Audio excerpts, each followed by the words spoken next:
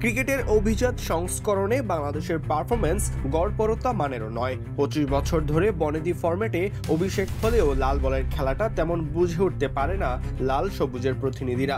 তাই তো রেকর্ডের পাতা ঘাটলে গর্ব করার মতো সুযোগও হয় না। তবে ঘরের মাঠে এবার আয়ারল্যান্ডকে পেয়ে একের পর এক রেকর্ড করে চলেছে টাইগাররা। এই প্রথমবারের মতো কোনো টেস্ট ইনিংসে টপ অর্ডারের প্রথম ৪ ব্যাটারি পেয়েছেন অর্ধশতকের দেখা। সাদমান, জয়, মোমিনুল এবং সবশেষে নাজমুল হোসেন শান্ত পেলেন বড় রান। মধ্যে দিয়ে মুশফিক ২৩ রান করে আউট না হলে রেকর্ড বুক নড়ে চড়ে বসত, কারণ ৬ নম্বর ব্যাটার লিটনও খেলেছেন ৮০ রানের ইনিংস।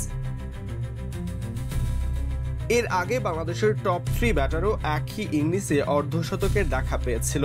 লর্ডসে তামিম, ইমরুল এবং তিনে নামা জুনায়েদ সিদ্দিকীও ছুঁয়েছিলেন এই মাইলফলক। সিলেটে এখন অবধি এক রেকর্ডময় টেস্ট পার করছে বাংলাদেশ দল। রয়েছে ইংলিশ ব্যবধানে জেতার সম্ভাবনাও। সরাজয়ন, ডি স্পোর্টস।